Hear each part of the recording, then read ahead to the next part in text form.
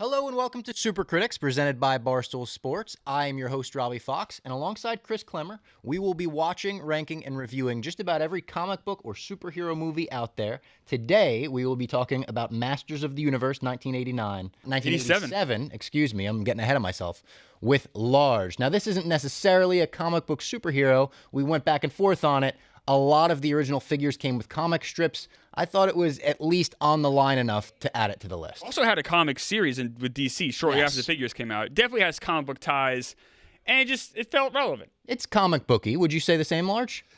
Yeah, definitely comic booky. I think it dances a line between comic booky and superhero-y, right? Yeah. Because I don't think He-Man was ever considered a superhero, but there certainly were enough capes in this movie to sort of make it seem like a superhero movie. Seemed like everybody wore a goddamn cape. People do call it cape shit now. I hear that a lot about the genre. They're like, oh yeah, it's cape shit. This is cape shit. Yeah. This is cape shit. And I would say you're also Barstool's resident Masters of the Universe He-Man guy. You're at least the only person I know in my life that knows like a lot about the series, about the toys. You grew up with the toys. Yeah, and so even though the toys, I might be a little bit old from. Yeah. I have a brother who's 8 years younger, which explains it all. So I was still living at home, at the time. I didn't move out when I was 15 or anything like that. So maybe I was. What was the high point for the toys? I would say 84. So when I was like 4 years old, like the toys were everything. I had all the toys. So the first toy came out in 82. And from like 82 to like 86, basically right before this movie came out, is when the toys were hot. Right. So then think about that. So 82 to 85, the toys were hot. So I was anywhere from 11 to 14. Okay. Yeah. And then had a brother, breathing down my neck who was around 8. So like he had all those toys, but I still played with them in the bathroom. The toys. I didn't bring them to school, but I was in there just, trying to get high off a stinkor. Off Moss Man? Yeah. The toys were awesome. Yeah. Like they were so well made and they were durable, they were so well detailed, creative. You had different, like Moss Man was this man who just imagine almost like artificial grass all over him, and he smelled like moss. It was like felt. Yes. Right? He had like that, like a velvety type thing. That's a good word for it. I know that when we did a breakdown, when they did the resurrection of the animated stuff, which we did on the basement with you and Clem, I did like maybe a little bit more of a detailed breakdown on how the bodies were swapped.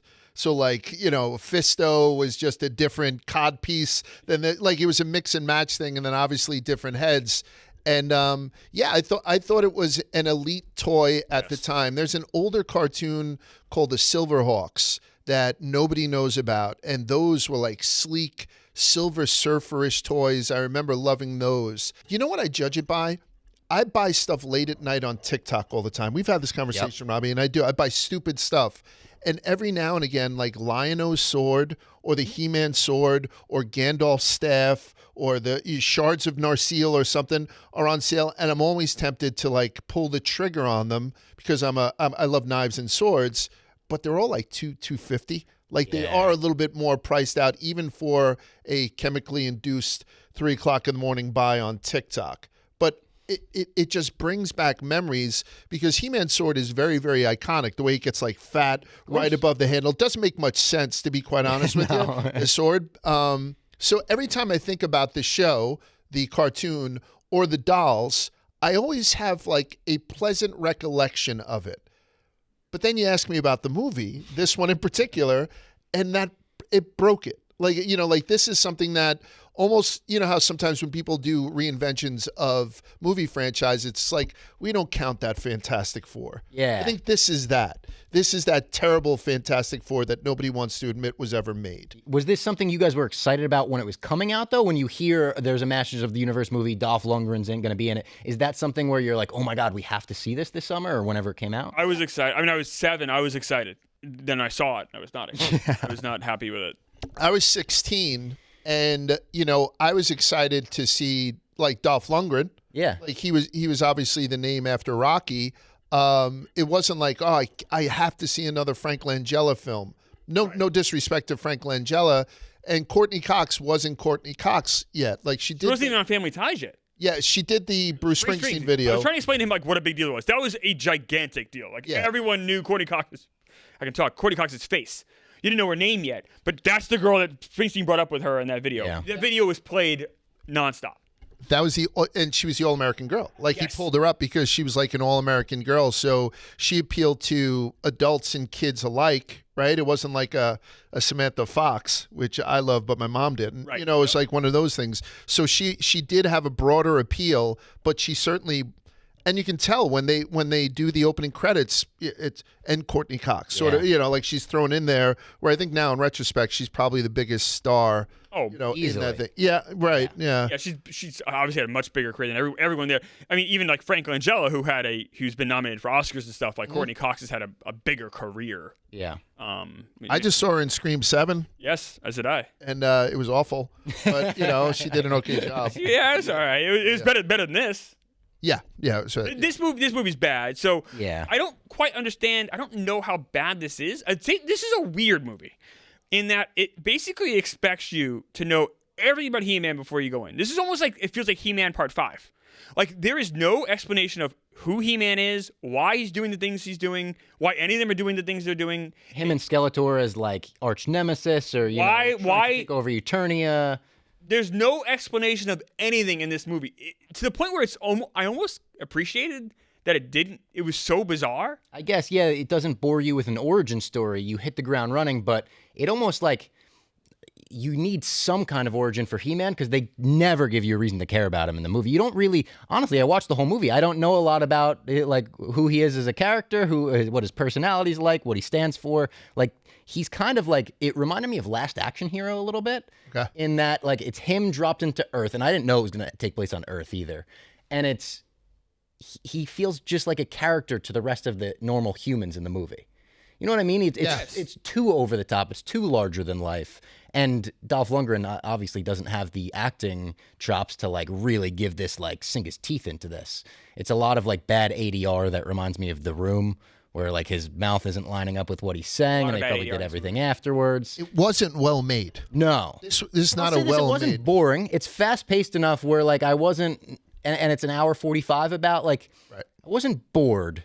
So I can speak to the ADR real quick. Okay. So Dolph Lundgren does his lines. The director hates it. Right. The director's like, all right, we're going to have another actor redub it. Because of Dolph Lundgren's contract, they weren't allowed to do that. So they had to bring Dolph Lundgren back in, and he redubbed all of his own lines. Yeah, you could tell. That's why it doesn't match up. You could honestly, and a lot of the scenes you could tell where it's just like, even sometimes he says something a little longer than his mouth is supposed to move, and you're just like, it's awful. It's a movie that doesn't care about He-Man. It cares way more about Courteney Cox and the boyfriend. Yes. You know why they're doing things. In fact, that's really the heartbeat of the movie. And the last frame, the last shot of the movie proves that. Yeah. It's on them. It's not on He-Man.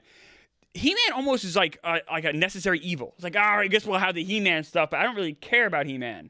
Yeah, like the whole He-Man, Skeletor, you know, the Wildor, all of that stuff just like is a bother to their life. Yes. They come into their life and it's more like about how it affects their life on Earth than it is about like actual He-Man and Skeletor. Also, before we go any further on this, let me just remind everyone quickly, next week we'll be doing another Dolph Lundgren movie, The Punisher, 1989. Oh, one of my favorites. After that, we are finally into some good stuff with Batman 89 the week after that, and then Teenage Mutant Ninja Turtles on April 9th. So we've got good stuff out of coming. What we call, and don't get me wrong, there's some good parts of it, but I call it the Christopher Reeve era, the Superman era.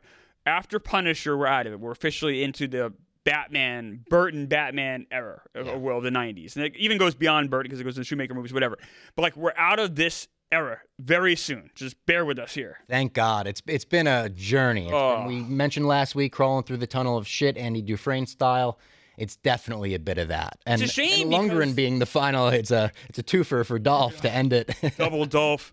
It's a shame because it started off so promising. We had Batman 66, or no, it's its own era, I understand that. But then we had Superman 1, Superman 2. Those are like, this is great. Yeah. We're loving life. And then Howard the Duck and Supergirl. It's been just a nightmare since then. And this continues the nightmare. This is a bad movie. I didn't hate this movie. I agree. I honestly agree. It's so weird. It's so bizarre. Kept me entertained the whole time. Kind of did. And you mix in Strickland from Back to the Future. Yeah.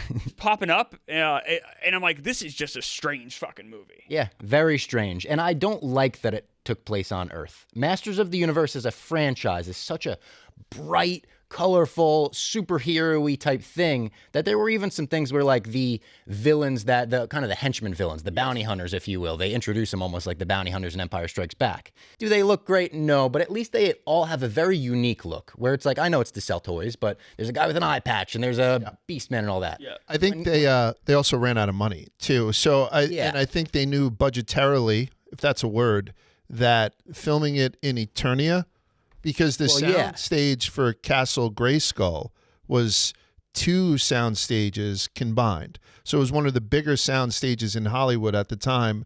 That bullshit thing where they were doing, the battles. It's very Flash Gordon-y. Extreme. And I went back and I was like, let me create an excuse for why this movie is so bad. So I'm going to create the excuse that it was 1987. So practical effects, you could see that it's almost spray painted styrofoam and whatnot. But it was the same year we got Predator.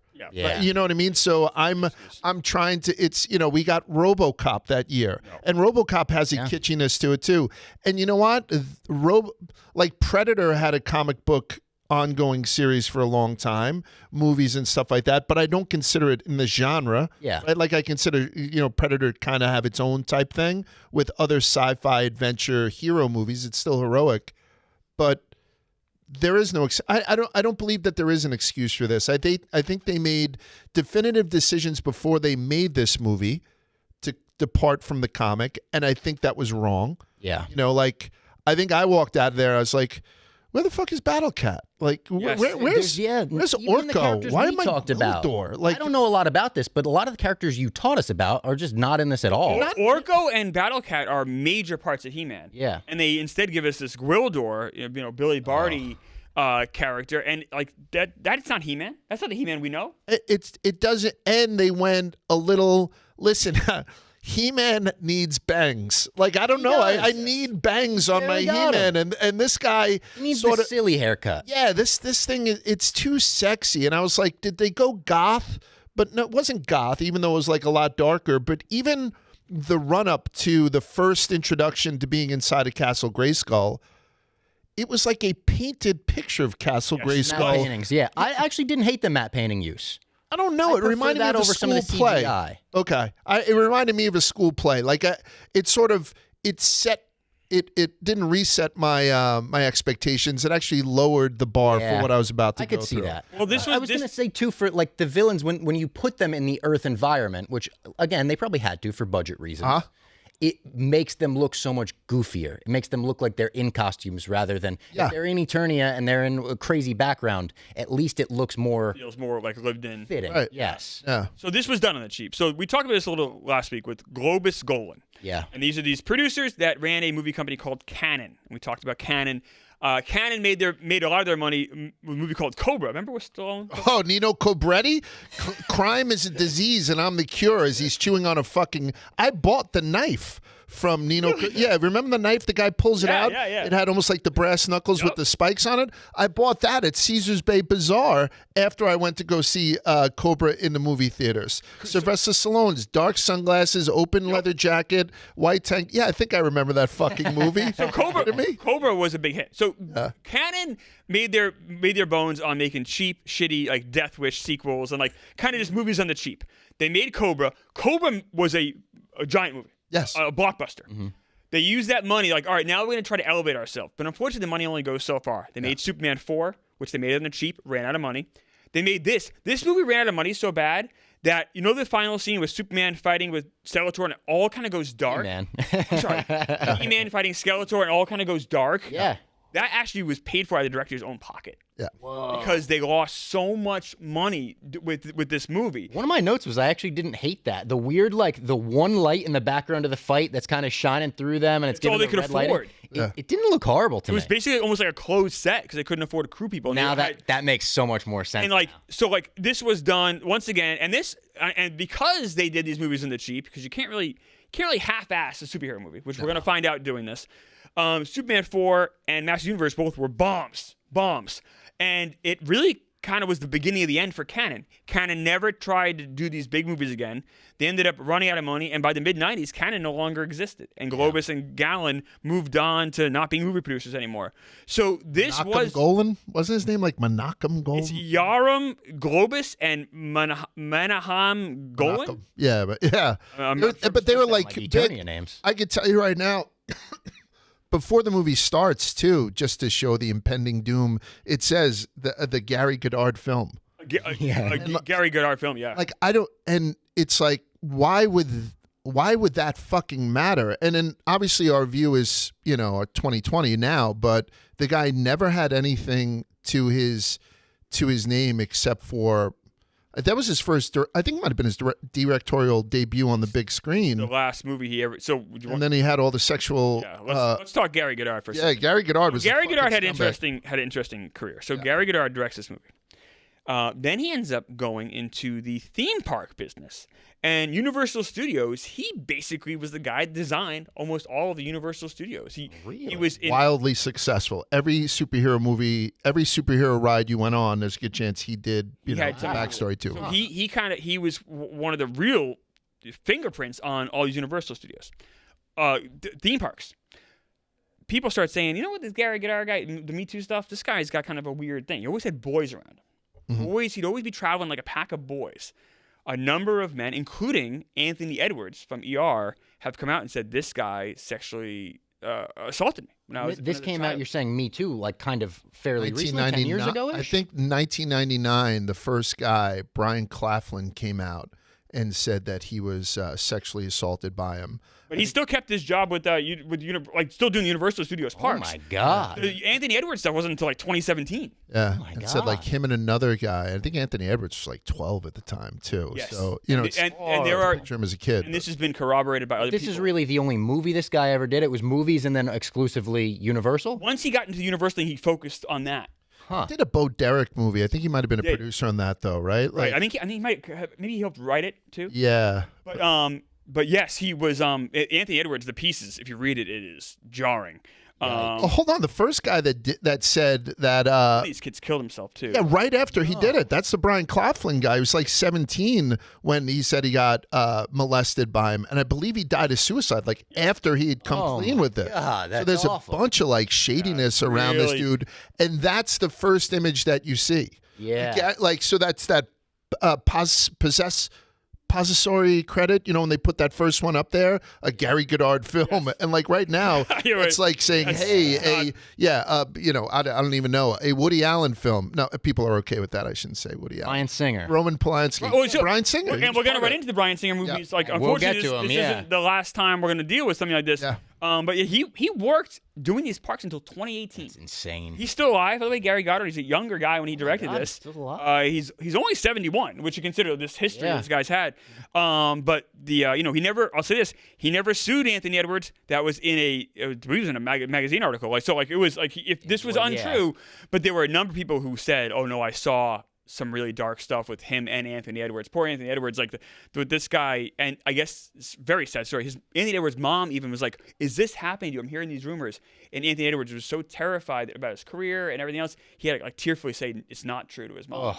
So just the manipulation this guy had on kids. So obviously a horrible guy, Gary Goddard. So yeah, when you see a Gary Goddard film now, it's not good. And you taking that aside, which is horrible. This is just a really bad movie, and I think that also explains why he never directed again. So he also wasn't a good director. Not at all. No, it was. I watched it on Tubi. Did you? I found it on YouTube. It was free on YouTube. I've never watched anything on Tubi before. I don't know if you guys have used that. I use it once in a while, and I find I should use it more. Okay. That's like a whole library of interesting movies. Yeah. So I think when I had searched this out and so then it recommended movies afterwards. Yeah. Like, I don't know if you guys remember, but last year during Black Friday, when I did my promotion, I was doing a lot of smut posting. I remember, taking girls and saying, they were like, "Hey, do you want to play with me?" I'd be like, "Yeah, let's go to a Barstool store and we'll play with all the good deals they were having." And since then, my algorithm on X is impossible to look at. With unless you cut the pockets out of your sweatpants. And the same thing, like that's the only thing I watched on Tubi. So the only other thing that I've been recommended on Tubi is all absolute dog shit. Yeah. And that, so not only did,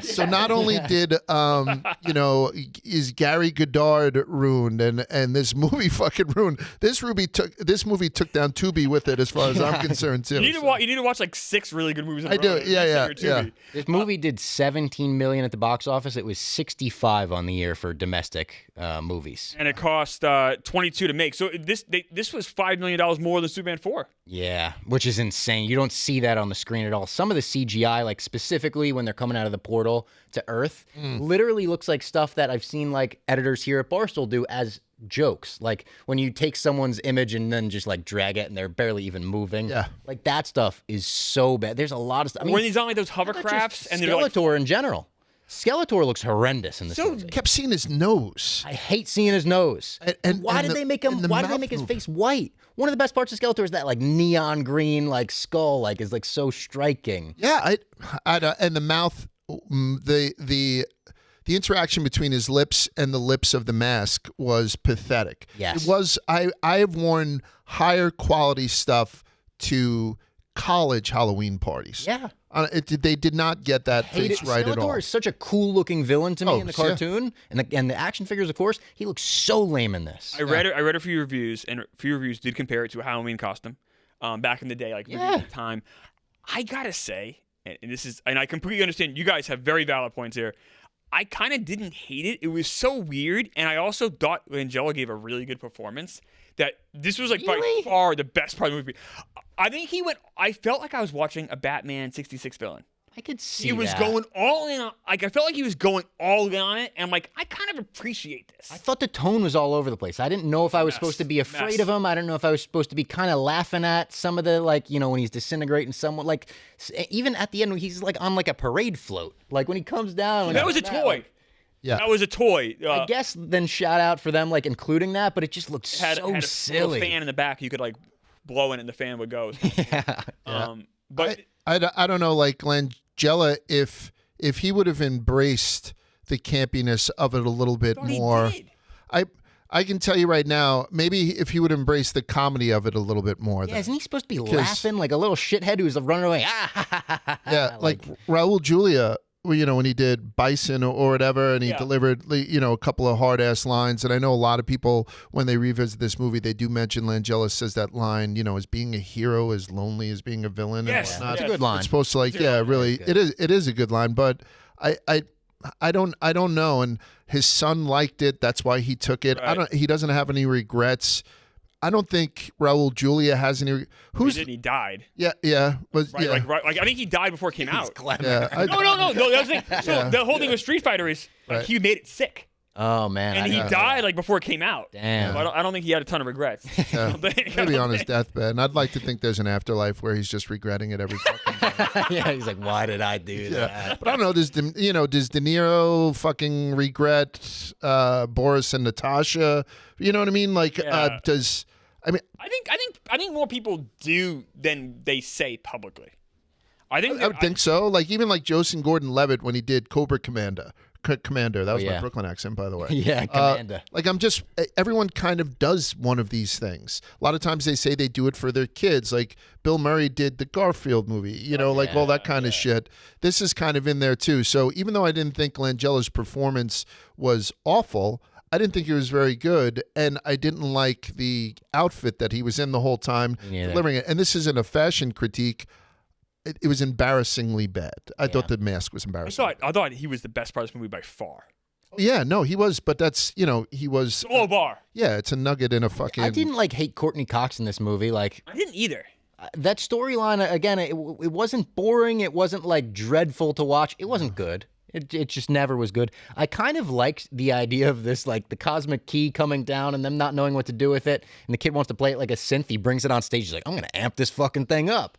That's all silly to me. But by the end, when Gwildor is like, we're going to need to use, your musical expertise and use it almost had that Close Encounters, you need to know about music to know this. All of that stuff, I honestly didn't hate. Me either. It was okay. This isn't the bottom of the barrel for me. No, it's not. No, it's not good. No. That's the thing. We're comparing it to the last few weeks of absolute dog shit. So maybe we're looking at it with maybe rose-tinted glasses. Did you have a lot of Flash Gordon flashbacks watching So many. I wrote, this movie oddly wants to be Flash Gordon. Yeah, even He-Man and Flash Gordon are very similar. Yeah. Like kind of like this bad actors playing these like not like basically vanilla characters. Yep.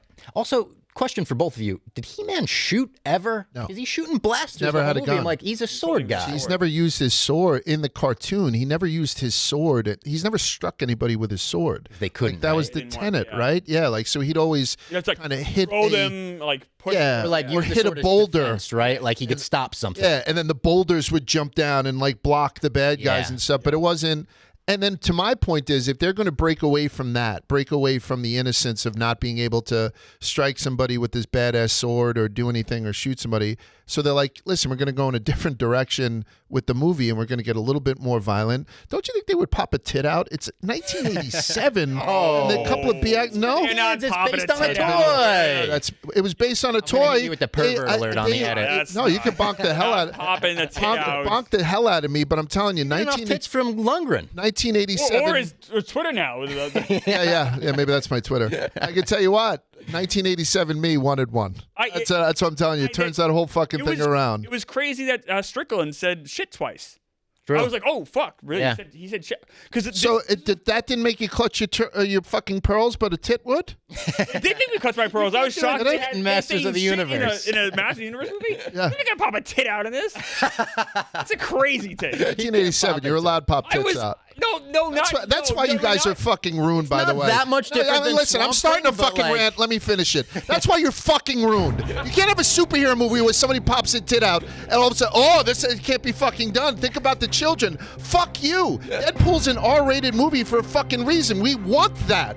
Instead, they gave us a piece of shit that's going to be like a 2 or 2.5. It's a 3.2 if I see two tits in the fucking thing. End of story. No, I'm just kidding. I don't care. So It's just far, something I this is wanted. our 10th movie we've done. Yeah. The only tits we've seen were Adrian Barbeau's in Swamp Thing, which is the Yeah. unrated edition. Yeah. And we saw a duck tit in Howard the Duck. Yeah. A couple sets of duck tits. A couple duck tits. Other than that, there have been no breasts, as far as I know. Will we get any in The Punisher? That seems like the movie where you pop a tit. We might get a tit. Yeah, you might get some. But Yeah. you know what it was? We have to keep a tit tracker. yeah. Can you put my graphic up? Yeah, it'll be Just your a big- face, like with just big two, with just smile, two yeah. pendulous, things. But I can tell Well, you, ranking them, I have Adrian Barbeau's, by the way, ahead of the duck. Yeah, oh yeah, agreed. It's 1, Adrian Barbeau, 2, Yeah. duck. Yeah. But you didn't even see the Barbeaus. No, I don't. Well, no, I think I saw it, but it wasn't as extent. It was like a flash. Oh, this was a whole. She's really she's in the swamp. She's really. Yeah, no, I know you loved it. It was your favorite scene. right? But I'm a bad guy. Yeah.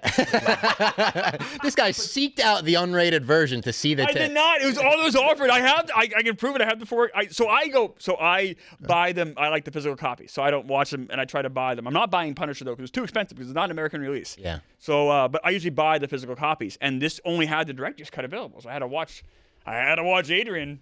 I hear you. You had to. I mean, the word hero gets thrown around quite a bit, but I will tell you though, what it was familiar for me was the quality of, and I'll get off the bonk thing in a sec. It was the quality of the female characters in it outside of Courteney Cox. Like Courteney Cox was this young, fresh face, Miss USA-ish type Bruce Springsteen dancing girl, but the other ones had like a little bit of that hard edge to them. Yeah. Meg Foster as as an actress. Yeah, but that Tila? Yeah, Yeah. no, No. yeah, Meg Evil Lynn. Foster is Evil Evil Lynn. For Skeletor, gotcha. Yeah, Evil so Lynn. like Evil Lynn had that edge to her. Meg Foster also had that edge to her that was similar to like the princess in Flash Gordon. Yeah. Like to your point, like there was always one of those girls that could really kick your ass and didn't necessarily fit the bill as being quote unquote hot. Like, you know what I mean? Like they were tough ass bitches in all of those things. Because Adrienne Barbeau, I don't think is a traditional beauty, right? It's big cans and whatnot, but it was very fitting the way that the females were cast in that movie for 1987. I think I feel them back in there. I agree. And Meg Foster is like a perfect Evil Lynn because she's in a movie called Leviathan, which was like an Abyss ripoff. Came out like late 80s. She plays kind of the villain there. Just kind of like this hard. She always played like these hard roles. She had kind of that, and she had. I'm sure you noticed the movie. Like incredible blue eyes. Yeah. Oh yeah. Distractingly blue eyes. And I guess in a number of roles, including this one, they were going to have her wear contacts because they're distracting. But then they didn't, which I think This is perfect. I think it's perfect. Yeah. She has interesting eyes. And the other, you mentioned Tila, that was played by Chelsea Field. Not a good actress, in my opinion. But she ended up marrying Scott Bakula from Quantum Leap. really? And they're married to this day. I thought her role wasn't. She wasn't a great actor. I wasn't blown away by her, but I thought her role was good. Like her and Man at Arms, like helping He-Man along the whole way. Evelyn, I thought was like actually not bad. Like the whole time, even when she does the mom swap with Courteney Cox, like that kind of like is like a moment in the movie where you're like, oh fuck, Courteney Cox, she's missing her mom, and then she comes back and can you give me the cosmic key? Which I also thought the cosmic key just being a bunch of rotating forks was fun. It was weird, like those little. Yeah, they seem like I don't know where they got those from, but I've seen them low before. budget prop department, like yeah. That was a pretty traumatic scene. Imagine Courtney. It was. Imagine the therapy. Well, I guess Oh, now you go back and your mom is at the end. Your mom's okay again, I guess. But Yeah. like, the therapy you would need after thinking you see your mom and then having it turn into somebody else. Yeah. And then the woman who played Courtney Cox's mom, Gwen Guilford, is Chris Pine's mom in real life. Which is Really? weird. Yeah, Chris That's Pine. the mind actor. blowing. Yeah. Well, I love Chris Pine. Chris Pine's great. That. Voice of an angel too, by the way. Shout out Robbie's Ribs. I noted that. They go to Robbie's Ribs. It's like, oh, well, What is shout out this here. protein on these sticks? Yep. My next note was acting feels like an after school special. There was a lot of it Yeah, where it's not I good. think I've said that before, but that's just kind of my go-to. Boyfriend's horrible. Really bad. The boyfriend Boyfriend was Kevin, was horrible. it? Yeah. Is that his Well, I don't know. He's Kevin. that forgettable. Yeah. Kevin, and then there's also Carl. But Courtney Cox is just like acting circles around him. Yeah. And it's Cox is not bad in this movie. She's point given you're bad like- material, but she's fine. you're like, why is she with this guy? This guy sucks. Yeah. And even like Billy Barty, you know, who's been in, you know, so many movies before then. His outfit was clunky. Like the way that he was moving around, and I know that he has certain limitations because of his lack of size, but it almost felt like Skeletor's mask. Like nothing fit anybody. Yeah. You're talking about what was the guy's name? Blade, the guy with the patch on, the one. Oh, maybe. Yeah, I think don't his even name know. Blade. But I read that Blade, you're right. Yeah. they almost killed that guy. That was a 60-pound suit. The reason that it was sleeveless is because he was overheating every day. Oh my God. And like he was the knife expert, so the sword fight at the end, it was him in the Skeletor mask, not Frank Langella. Oh, really? Frank Langella didn't do his own stunts. You know what I mean? So it's like that guy going in. That's interesting. You know, which is cool, but Almost the Deontay Wilder when he came out in the gear that was too big, and he was like, I can't do it. Like it was dragging me down. Yeah. But I believe the guy, I'll look it up, if the guy was like a real weapons expert to a degree. And so he had to step in on a lot of these things. But when they put all this chainmail, because when I read that before I watched the movie, I watched it intently, he was wearing a lot of shit. You know what I mean? Yeah. Nothing made sense in this movie. They didn't make any decisions that were true to the original material. They decided to just absolutely do that. There was no... I didn't think that a lot of things were given enough consideration. It just seemed like everything was all right, we're filming this movie. You're going to be a guy who uses a lot of swords. Somebody get him an eye patch, and then we're going to run down to the hardware store in Party City, and we're going to make you a 60-pound costume and get you out there. That's how I felt about this movie. exactly how it felt. There was a school play-esque feel about this movie from the opening credits until the closing. By the way, did you see the post-credit scenes in this fucking thing? No. Oh, okay. So there's post-credit scenes in this. So, which is even more embarrassing. But at the end of the credits, did you say you bought the copy? Yeah. I'm wondering if it's on there. I will say I did not stay to the end of the credits. Yeah, me neither. I was turning it off the second Yeah. credits hit. Yeah. So yeah, Langella gets thrown into the abyss, Yep. right? And By the way, with why is that even why is that there? I don't know. I don't know. Why would you build like an abyss like that in the middle of your They should put a guardrail up. right? Very strange. certainly Like, what- was. Very Star Wars, honestly. was like not the to Emperor code. kind of. It's a couple years after the Emperor gets thrown Yeah, down the shaft. exactly. So he's fighting the Balrog and he's falling for 3 days. They have him popping out of like a pool of lava and say, "I'll be back." And he won't be. And he's not. Yeah, he never did. Oh, no. Not in a Raul Julia type way, but he never did come back. But it was like, I'll be back, I guess, to open the door for a possible Master of the Yeah. Universe too, which Nobody asked for after No, this. I assume. By the way, Langella is still alive. He's 88, so maybe he'll be in this new He-Man movie. Oh, that'd be Back. good for a little I cameo. don't think so. I think he's been in some trouble. with stuff. Has he? Yeah, he got in trouble before, like acting like I think like an asshole on a set. So. There were a few, like the opening theme over the credits feels like such a Superman theme ripoff. Oh, it was a blatant crazy. I mean, the music, the whole there's deal. some music that just sounds like Star Wars, and also the like stormtroopers all kind of look like Darth Vader. Yes, they're like Darth Vader stormtroopers 100%. that are helping, and they all the same aim as stormtroopers too. Well, they fucking aim. They marketed this as Canon said this was going to be the Star Wars of the 80s.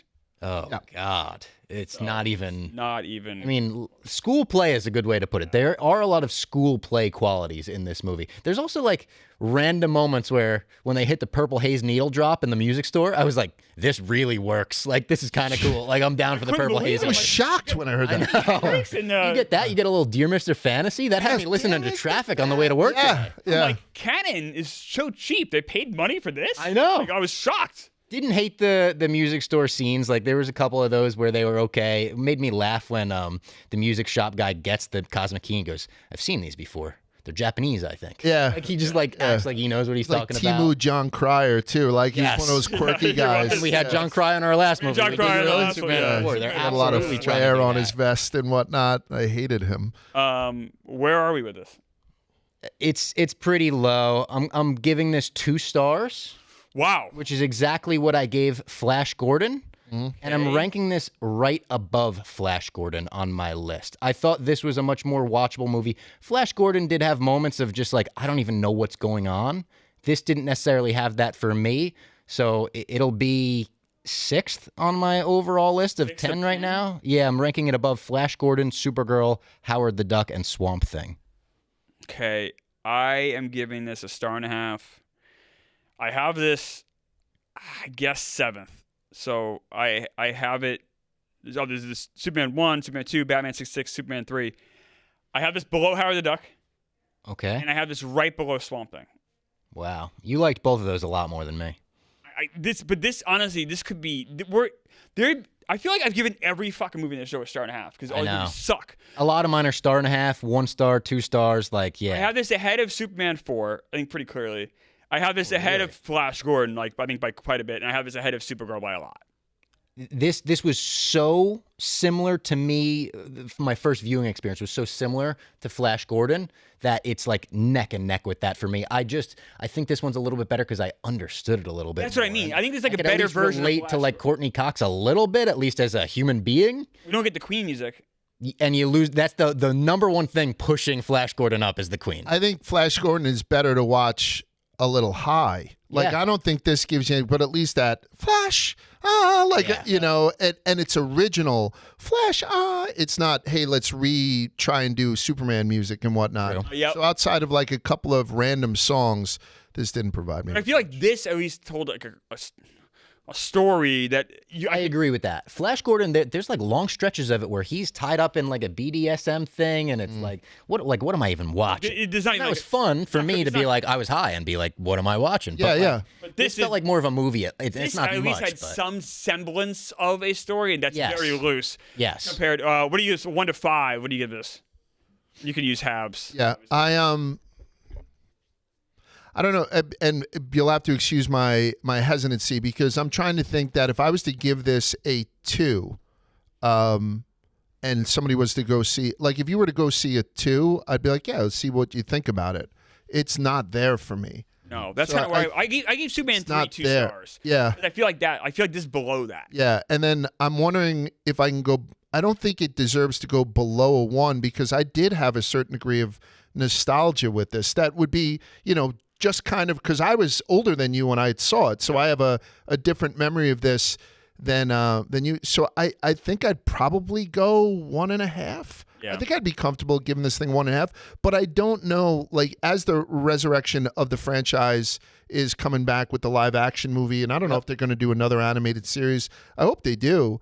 I see no reason to tell anybody to go see this unless I find the last remaining Frank Langella fan. Like, you know what I mean? Yeah. Frank Langella was a fucking coxman. He was banging Whoopi Goldberg for like 5 years. Yeah, really? Oh yeah. Yeah, he was. What a couple. They met on Eddie when she there's a movie where she plays the Knicks basketball coach and he's the owner, and they met there and they had a romance for years. Yeah. Maybe there's a generational thing. For me, I would almost tell someone this is worth watching in terms of like, do you want to watch an 80s movie that is so cheap and kind of that bad side of 80s movies, but there are aspects of like so bad it's good for me in this movie where like I was kind of like entertained the whole time.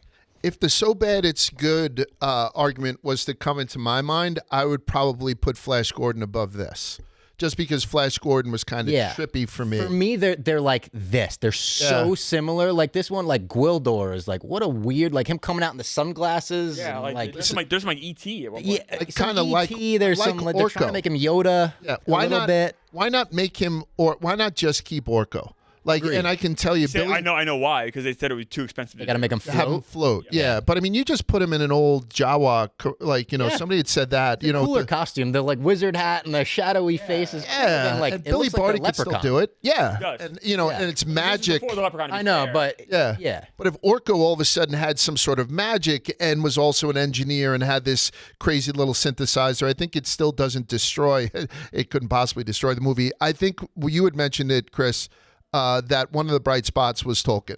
Like seeing James Tolkien in there. Yeah, like his shtick for that time was refreshing to kind of see again because he was that same exact character. In always kind of annoyed, like a hard ass, always annoyed with like kids. Like it worked out perfectly. I thought his ending is very funny too, and being like, "I'm gonna retire here. Why would I?" By the way, it's like Hey, look at this girl. Like girl I got. Yeah, a divorced guy who goes to like Thailand for the first time. He's like, "What are you kidding me? $16 a Why would I go day? back? I ain't leaving." Yeah. If we're talking so bad it's good for me, I would recommend Howard the Duck ahead of this. Oh. Howard the Duck was a little harder for me to get through, and it has more like so bad it's good moments. Like the first, like we talked about, this first half hour, Howard the Duck is kind of funny. Yes. But once you get into the Jeffrey Jones stuff with Howard the Duck, this movie doesn't have anything that bad to me. Right. Yeah. No, I agree.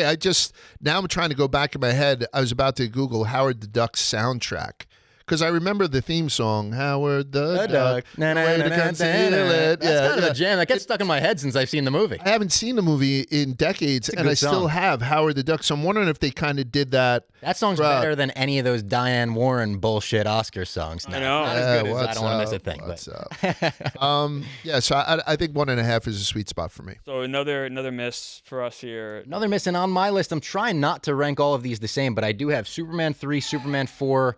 Now this, Flash Gordon, all 2 stars on my list, and they're all pretty similar in the way I look at them. So I guess they're all worthy of that. I only have 1 2-star on my list, Superman, but I have 4 1.5. No, I lied. I have 3 1.5s. The Super Critics scale is sort of on a curve for me, I think, overall.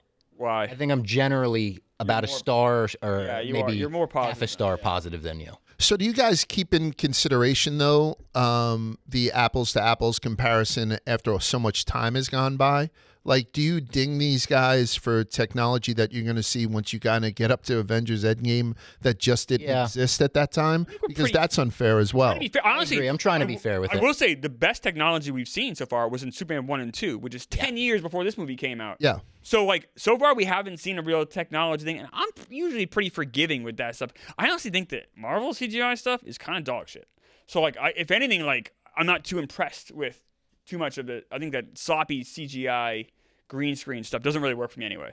No, and I can see that, but you're also, you guys have the benefit of doing the show. You're going to go through some really good practical effects Yes. on your way to Turtles we got coming Avengers up. That's- Endgame. Yeah, you're going to Batman see, 89. Yeah, Batman 89 has great. and you're going to see that. So I'm just wondering, I didn't mean to just say, fast forward to the, 20 odds or, 2020s.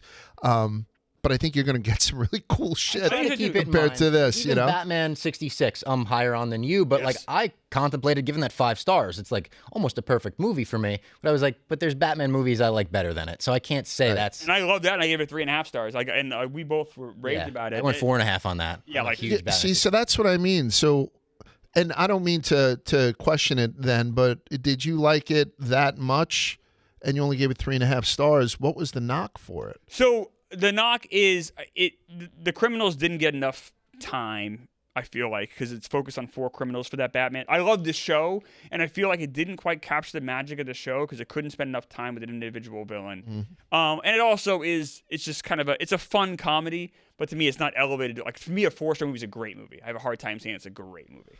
I'd seen the Batman one in a movie theater. I know I'm not that old, but, obviously we shown in movie theaters. We had a small movie theater by us called the Graham, and I used to go see a lot of fights there on closed circuit. They did the Rocky Horror Picture Show a bunch, and like all these guys dressed in goth stuff would pass out on my front lawn. But I remember going to that, and it was like one of my first dates, and the girl that I had brought, I said, "You want to go get some popcorn and stuff?" She's like, "No, I'm good." So I got a couple of sodas. We sat down. Out of her purse, she pulled out a bag of fruit. She had snuck in a bag of fruit into the thing. You got up and said, "We're not having a second date." And now I sneak sandwiches in, which is probably the least respectful thing about me. Don't sneak food in. That's how the theaters make their money. You got to save theaters. I love sneaking food in. Yeah, so do I. I go to concessions. I'll buy popcorn, but I'll sneak food in. No, don't sneak food in. Yeah. You're better than that. Nah, come on. They don't always have the candy I want at the concession stand. Correct. Eat your candy at home. Buy their candy. Help them out. Next week, we will be back to talk about the 1989 Punisher, where this is not revenge. This is punishment. That's how I feel about that movie, I think.